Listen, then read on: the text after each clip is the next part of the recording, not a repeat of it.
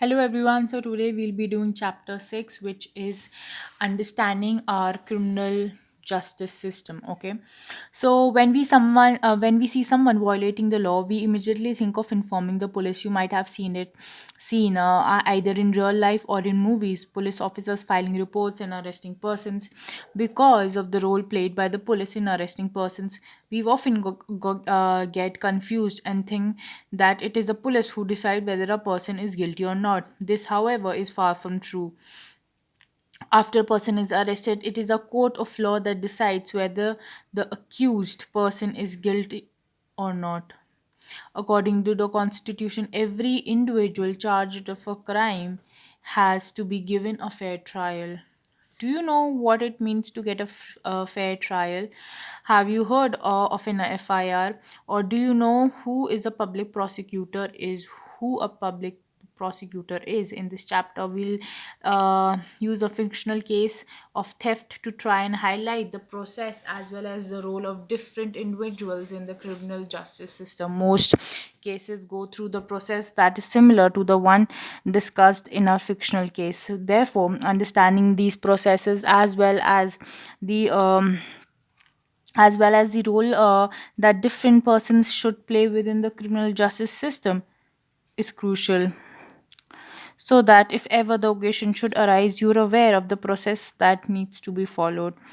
And I plead not guilty and I claim trial. So, study about that. It's a story. Let's see what actually happens here. So, on 18th of July 2006, okay, what happened is at their apartment in Mumbai, Mrs. Shinde is getting dressed. She has been frantically, frantically is like madly, that means searching for her gold chain for over an hour. I'm sure it was in the drawer. Where could it be? Hurry up, we're going um, to be late for the wedding. I can't find my gold chain. It's not in the drawer. I suspect that Shanti might have stolen it. She always spends a long time dusting my room. Shanti Hembram has been working in the house for the past 3 years. Shanti, have you gone? Have you begun? Have you begun to steal now? And that to my gold chain. Bring your trunk. I want to search it. We've called the police. So if you have the chain, return it down, madam. I haven't stolen it. Mrs. Shinde searches Shanti's trunk. Mr. Shinde searches Shanti's trunks and finds an envelope of rupees 10,000 in it. He screams at Shanti, saying that this is the money she's got from selling the chain. Sahab, my brother and I have been saving this money over the last 1 year. We want to buy a bull when we go to a village, madam. I am innocent. Mr. Shinde has come to the police station. I have come to file an FIR. There has been a theft in my house. My maid Shanti has stolen my wife's necklace. Yes. Sub Inspector Rao records Mr. Shinde's FIR. Okay, so you can see recording. You can understand what's happening. That this woman out here has lost here, or maybe she just cannot find her gold chain, whereas so she's she says that she thinks, rather I would say, that Shanti, her maid house help, has stolen the chain. So they search her trunk and they find rupees 10,000. So then they say that okay, this is the money she's got after reselling the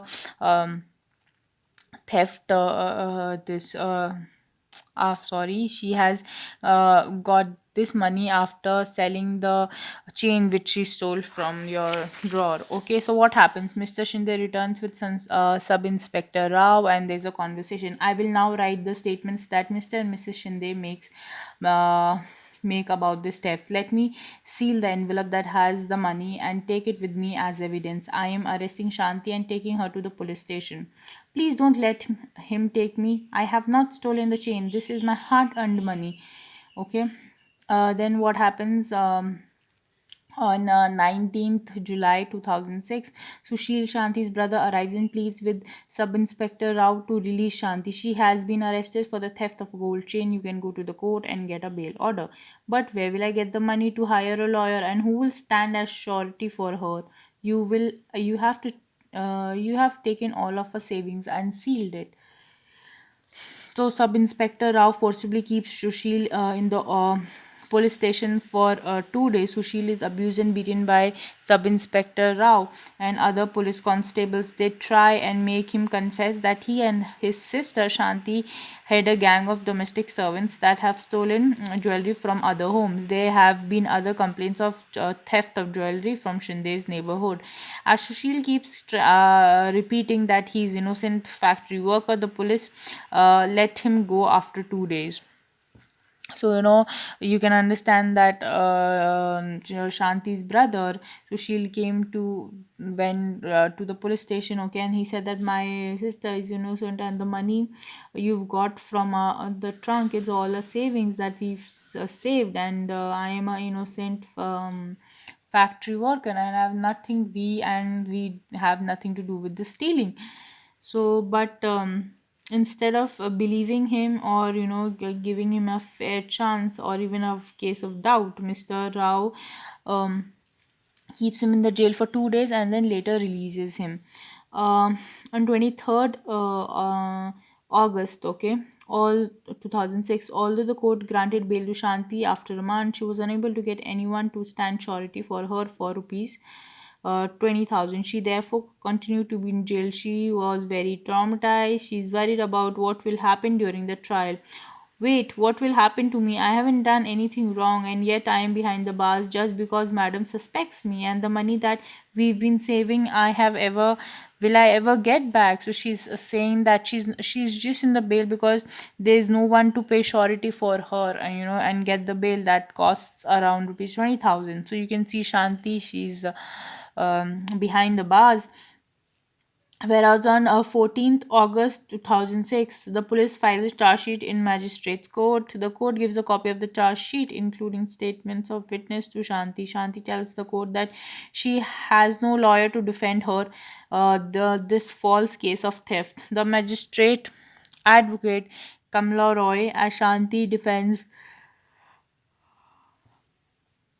Okay, so the magistrate appoints advocate Kamla Roy as Shanti's defense lawyer at the government's expense. So the magistrate appoints one of the advocates as her lawyer at the from the government's expense. Okay, according to Article 22 of the Constitution, every person has a fundamental right to be defended by a lawyer. So it is a fundamental right to be defended by a lawyer. Article 39A of the Constitution places a duty upon the state to provide a lawyer to any citizens who is unable to engage one due to poverty or disability. So it's very important, that uh, if this thing, that according to a constitution, it is a duty of the state to provide a lawyer to any citizen who is not able to arrange because of poverty or any other disability. So what happens next?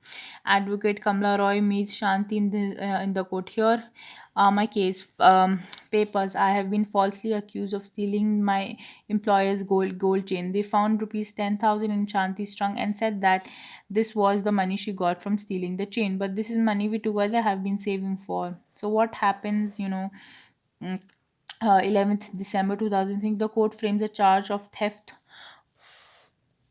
of Mrs. Shinde's gold chain and possession of rupees 10,000 got from selling stolen property against from sealing from selling from selling stolen property against Shanti. I plead not guilty and I claim trial. So that's what Shanti says, that I am not guilty and I claim that I should be given a trial. So what happens on 8th March 2007? The public prosecutor appears in the case on behalf of the state. He represents Mr. and Mrs. Shinde as the key witnesses. So tell me, Mrs. Shinde, how did you how did the gold chain go missing? I have kept my chain in the drawer. Shanti stole it. No other outsider except Shanti goes into my room. Mrs. Shinde searched her trunk in front of me. And we were shocked to find rupees 10,000 in an envelope. Shanti got this money from selling my chain. She's a thief. So, what happens that next the advocate Roy, cross examines the prosecution witness. Um, and witness Mrs. Shinde, that so that you are basically saying that you did not see that Shanti steal the chain, nor did you recover the chain on Shanti. Also, in the 3 years she have worked for you, nothing has been stolen in the house. You are regularly paying her rupees 1,000 as salary each month. So now there's a cross examination going on between Shanti and the advocate for cross examination going between Mrs. Shinde and the advocate for Mrs. Shanti. On 20th April 2007, Advocate Roy examined Sushil and his employer as defense witnesses. So, Advocate, Roy and examines Sushil and his employer as defense witnesses. Through their testimonies, she's able to show that rupees 10,000 found in Shanti's trunk could be the earnings of Sushil and Shanti. So they say that the 10,000 rupees found is actually the savings, which both Sushil and Shanti have earned.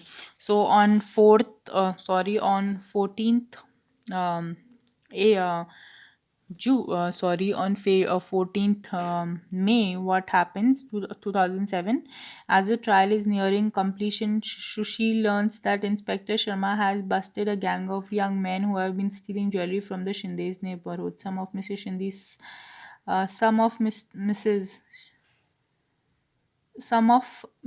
Shinde's sons' friends are um, part of this gang. Mrs. Shinde's chain has been found on them. Sushil tells Advocate Roy about this. Advocate Roy now calls Inspector Sharma as a defense witness. Inspector Sharma, can you show and tell us what you found? Here is a chain that have been identified by Mrs. Shinde as hers. We've busted the gang of boys who had stolen the chain. These boys have admitted that they stole the chain. So, what happens on 15th? May 2007, as the judge hears the testimony of all the witnesses. After the testimony of Inspector Sharma, Advocate Roy argues before the judge that it has been established that Shanti is innocent and should be acquitted. Shanti, you are hereby acquitted of the charge of theft. The police will hand over you your rupees 10,000 that they have sealed. In my written judgment, I've made it a point to highlight Sub Inspector Rao's role in conducting such a shoddy investigation that made you spend time in jail. So from the above incident, you can see that the four key players in the criminal justice system are police, the public prosecutor, the defense lawyer, and the judge. So these are the the criminal main key players of the criminal justice system: police, judge, public prosecutor, and defense lawyer. You have seen the roles of each of them played in the above case. Now let us try and understand their roles more uh, generally. Okay, so we'll now more focus on their roles. What is the role of the police in investigating a crime? One of the important functions of the police is to investigate any complaint about the commission of a crime. An investigation includes recording the statement of the witness and collecting different types of, you know, um, kinds of evidence. On the basis of the evidence, the police are required to form an opinion. Okay, so first they are going to record the statement of all the witnesses and collect the evidence. They are going to then they are going to form an opinion. If the police thinks that the evidence points to a guilt of the accused person, then they file the charge sheet in the court. As stated in the beginning of the chapter, it is not the job of the police, and if they find that if they in their opinion, if they find that yes, the person is guilty, then they can find the charge sheet. But their job, the role of police job is not to decide whether a person is guilty or innocent, or because that's the job of the judge. And you've read in unit 2 about the rule of law, which means that everyone is subject to the rule of to the law of the land. Okay. This includes the police. Therefore, police investigators have always have to be conducted in accordance with law, with full respect to human rights. The Supreme Court had laid down guidelines that the police must follow at the time of arrest, detention, and interrogation. So, proper procedure has to be followed by the by the police, and they should respect the human rights. Okay. The police are not allowed to torture or beat or shoot anyone during the investigation. They cannot inflict any form of punishment on a person, even for petty offenses. They cannot, punish, or they cannot beat up any person, even if it's just for petty offenses. Why do you think that there is a rule that confessions made during police custody cannot be used as evidence against the accused? Because, it might be the case that the police have beaten up the accused so much that the accused got so fed up that at least they will stop beating me if I confess that I have done it. So that's the important idea about it. So Article 22 of the Constitution and the criminal law guarantees to every. So this is very important. What does Article 22 say? So we studied about Article 20, but we also studied about Article 39A of the Constitution, which says that it is the it is sorry, it is a duty of the state to provide a lawyer to any citizen who is not able to have one because of poverty or other any disability. So what does Article 22 states? Okay, the right to be informed at the time of the arrest. So when a person is being arrested, he has a right to know that why is he being arrested, the right to be presented before a magistrate within 24 hours of arrest, the right not to be ill treated or tortured during the arrest. Confessions made in the past cannot be used as an evidence against the accused. A boy under 15 years of age and women cannot be called to the police station only for questioning. So it is very important that boy under 15 years of age or women cannot be called to the police station for questioning. So that's how Article 22 defends the fundamental rights of the person. you know uh, okay. So what does it say in this part is very important. The Supreme Court of India has laid down specific requirements and procedures that the police and other agencies have to follow for the arrest, detention. This is very important. Attention and detention and interrogation of any person. These are known as Dr. D.K. Basu guidelines, and some of these guidelines, they are the police officials who carry out the arrest or interrogation should wear clear, accurate, and visible identification and name tags with their designations. A memo of arrest should be prepared at the time of arrest and should include the time and date of arrest. It should also be attested by at least one witnesses who could include a family member of the persons who could include a family members of the persons arrested. The arrest memo should be countersigned by the person arrested also. Um, so we are talking about the memo of arrest. The person arrested, detained, or being interrogated has a right to inform. They have a right to inform the relative, friend, or well-being when a friend or relative lives outside the district. The time and place of arrest and the venue of custody must be notified police within 8 within notified by police within 8 to 12 hours of arrest. If any friend or relative of of the person who's been accused lives outside the district, the time and place of arrest and venue of the custody must be informed by the police within 8 to 12 hours after the arrest. Okay, within that period it should be the information about this should be given to the relatives. And they have the person who's arrested have the right to be right to inform to their relative about their well-being, and okay, they should wear a clear, accurate, and visible identification and names. Okay, so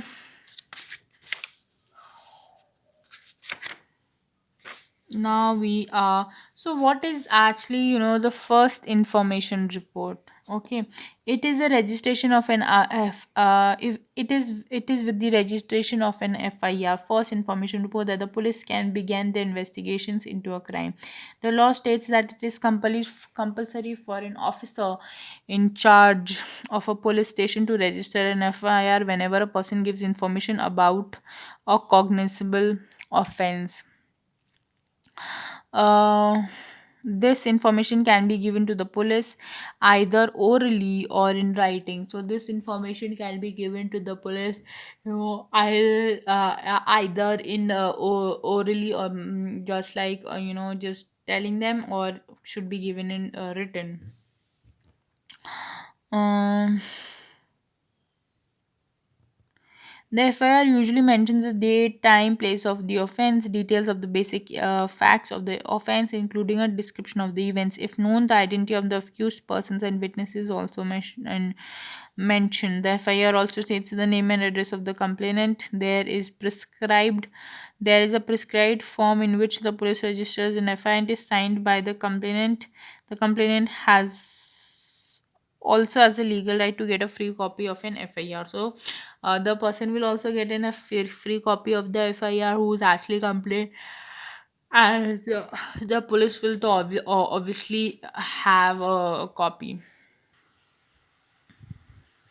So we had to even discuss this. I am sorry we didn't discuss this. Yeah. So forget about this. What's written? This is wrong. When Shakti was arrested for theft, sorry, when Shanti was arrested for theft, Sub Inspector Rao also kept her brother Sushil in the police lockup for 2 days.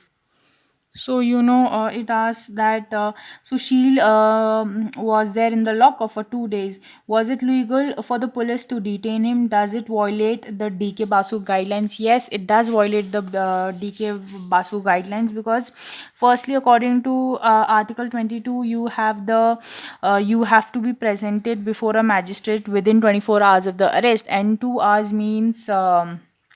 It means that 48 hours, and he wasn't brought before the uh, magistrate. Of course his fundamental right was violated. And it second is, did SI Rao do enough to question witnesses and compile evidence before arresting Shanti and filing a case against her? I don't think so. He, had enough witnesses, or he compiled enough evidences against her. In keeping with the duties of the police as stated above, what else do you think Sub Inspector Rao could have done as part of his investigations? He could have asked the other neighbors, or where else she was working, if she were okay. So here in the case, she wasn't working. Maybe she was working only in their house, but they could ask that, a more better investigations, in the sense that were there in the past records, or she had been working with them for like 3 4 years, and I think the police could have played a better role in carrying out their function, because a poor innocent person was sent to jail for 1 month, and that shouldn't be there.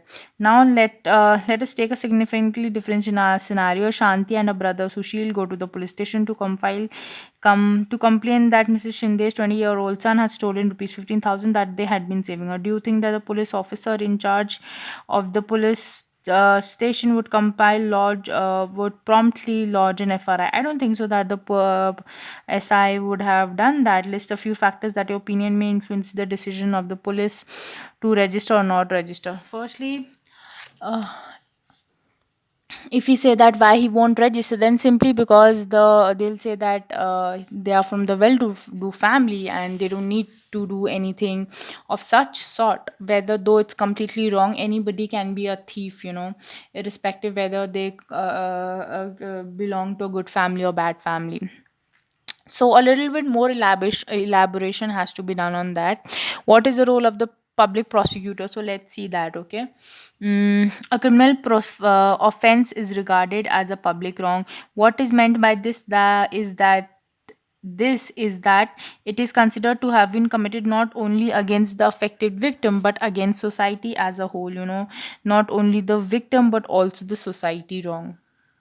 So it is not only the victim but also the society. So here both victim and society are to be included as a whole. Do you remember the case of the dowry death of Sudha that we've read in the previous chapter? The case against the accused Lakshman and his family was presented by the state. That is why case was called State Delhi Administration versus Lakshman Kumar and others. Similarly, the above case can be called as State versus Shanti Himbram, or and not Mrs. Shinde versus Shanti Himbram. So that's how the case can be called. So, in court, it is the public prosecutor who represents the interest of the state. Who represents the interest of the state. The role of the prosecutor begins once the police has conducted the investigation and filed the charge sheet in the court. She has no role in to play in the investigation. The prosecutor must conduct the prosecution on behalf of the state. It is on the behalf, he conducts the prosecution on behalf of the state. As an officer of the court, it is his or her duty to act impartially and present the full and material facts, witnesses, and evidences before the court to enable the court to decide. So here's in conversation that's going. So tell me, Mrs. Shinde, how did the gold chain go missing? I had kept it in the drawer. In the drawer, Shanti stole it. No other outsider except Shanti goes into my room. Mrs. Shinde searched her trunk, and in front of me, and we were shocked to find rupees 10,000 in an envelope. Shanti got this money from selling my gold chain. She is a thief. So, what is the role of a judge? The judge is like an umpire in a game and conducts the trial impartially and in an open court. The judge hears all the witnesses and other evidences presented by the prosecution and the defense. The judge decides whether the accused person is guilty or innocent on the basis of evidence presented and in accordance with the law. If the accused is convicted, then the judge pronounces the sentence. He may send the person to jail or impose a fine or both, or depending on what the law prescribes. What did so here it is, what did the judge say to Shanti's case after hearing the testimony of all the witnesses? So what is a fair trial? Let us for a moment imagine that what might have happened if the judge decided to try Shanti's case very differently. What if the court did not give a copy of the charge sheet and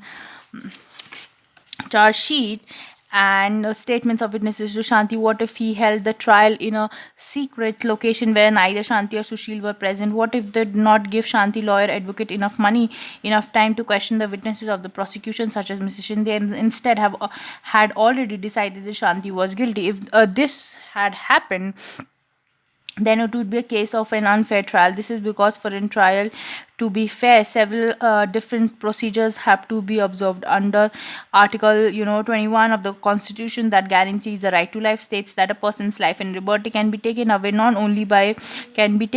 only by following a reasonable and just legal procedure. A fair trial ensures that Article 21 of the Constitution is upheld. Let us now return to Shanti's case as prescribed in the storyboard and define the essential elements of a fair trial. Firstly, Shanti was given a copy of the charge sheet and all evidences that the prosecution presented against the Shanti was charged with the offense of theft that was defined as a crime in the law.